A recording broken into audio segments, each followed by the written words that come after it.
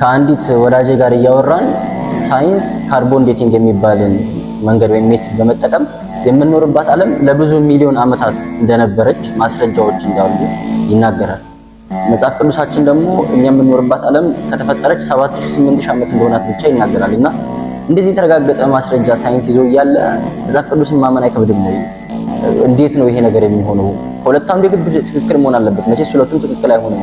አንዱ ስህተት ነው፣ አንዱ ትክክል ነውና እንዴት ነው በመጽሐፍ ቅዱስ ማመን የምንችለው እንደዚህ አይነት ማስረጃዎችን ይዘን እያለን የሚል ጥያቄን አነሳችን። በመሰረቱ የግድ ሁለቱም ትክክል መሆን ስህተት መሆን አይጠበቅም። ሁለት አንዱ ትክክል መሆን አይጠበቅበትም። ሁለቱም ትክክል ሊሆን ይችላል፣ ላይቃረን ይችላል። ይሄንን እንመጣበታለን። ግን ወደዚህ ከመምጣታችን በፊት ማንሳት የሚገባን ሀሳብ ምንድነው? አንደኛ ካርቦን ዴቲንግ እኛ የምናስበውን ያክል አኩሬት የሆነ ሜትድ አይደለም።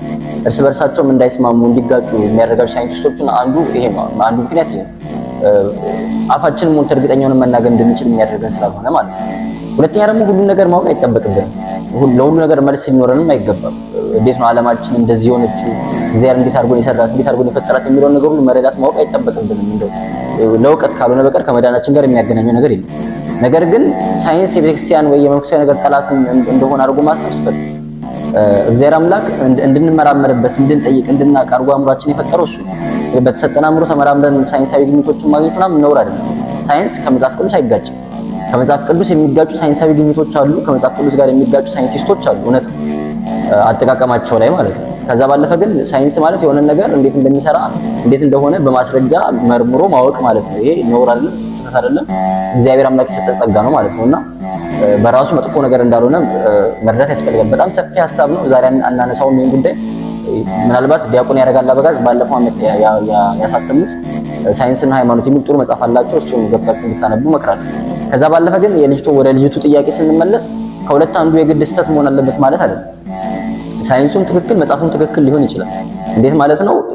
ዓለማችን ከተፈጠረች 7000-8000 ዓመቷ እንደሆነ እናምናለን። ውስጧ ያለውን ነገር ስንመለከት ግን ለብዙ ሚሊዮን ዓመታት የኖረ ሊመስል ይችላል፣ ሊሆንም ይችላል። ይህንን በማስረጃ ለማስረዳት ለምሳሌ በእኛ ቤተክርስቲያን አዳም ሲፈጠር የ30 ዓመት ጎልማሳ ተደርጎ ነው የተፈጠረው። ሔዋን ስትፈጠር ደግሞ የ15 ዓመት ኩረዳ ተደርጋ ነው የተፈጠረች። አዳም በተፈጠረ በማግስቱ ገና ተፈጥሮ በነጋታው አንድ ሳይንቲስት ሄዶ የአዳምን እድሜ በመመርመር ለማወቅ ቢሞክር የስንት ዓመት ሰው ነው የሚያገኘው? የአንድ ቀን ህፃን ነው የሚያገኘው ወይስ የ30 ዓመት ሰው?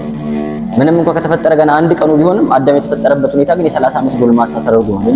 የአዳም ሰውነት ውስጥ ያሉት ነገሮች ሁሉ 30 ዓመት ሙሉ የኖረ ሰው ሊኖረው የሚገባው ነገር ነው። ዓለማችን ከተፈጠረች ገና 7000 ዓመታት ቢሆናትም እግዚአብሔር አምላክ ሲፈጥራት በሚሊዮን ዓመት ቢሊዮን ዓመት ብትኖር ሊኖራት የሚገባትን አቋም እንዲኖራት አድርጎ ፈጠራት። ሀቢታብል እንድትሆን ሰው ሊኖርባት የሚችል ቦታ አድርጎ ስለፈጠራት በተፈጠረችበት ቅጽበት ሊኖራት የሚገባው ነገር ሁሉ ያላት ሆና የተፈጠረች።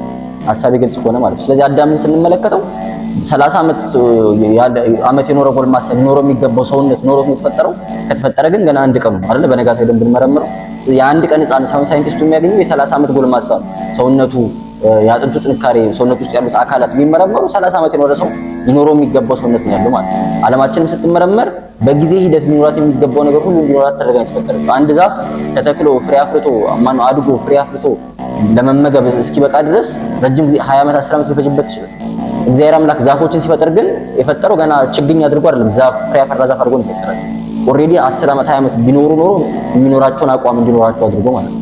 ስለዚህ ያንን ዛፍ ብንመረምረው የረጅም ዓመት ያሳለፈ እንደሆነ የሚያሳይ ግኝት ልናገኝ እንችላለን። ስለዚህ ዓለማችን ስትፈጠር ለሰው ልጆች መኖር ምቹ እንድትሆን ሀቢታብል እንድትሆን ተደርጋ ስለተፈጠረች በሚሊዮን ዓመት በቢሊዮን ዓመት ሊኖራት የሚገባውን አቋም ይዛ ተፈጠረች በሳይንሱ አረዳድ ማለት ነው። ስለዚህ ስንመረምር የቢሊዮን ዓመት ወይ የሚሊዮን ዓመት ግኝት ብናገኝ የሚያስገርም ነገር የለም ማለት ነው። አፈጣጠራቸው እግዚአብሔር አምላክ ሲፈጥረን አሁን ባለንበት ስቴት አድርጎ ስለፈጠረንና የግድ ሁለቱ መጋጨት አለበት ማለት አይደለም። እግዚአብሔርን አሰራር ስለማንረዳው ብቻ ስህተት እንደሆነ መቁጠር የለብንም። ምናልባት ወይ ሚስጥሩን እንዲገልጽ ከመጠየቅ ማለት ነው። የልቦናችንን ደጅ በቸርነቱ ይክፈት።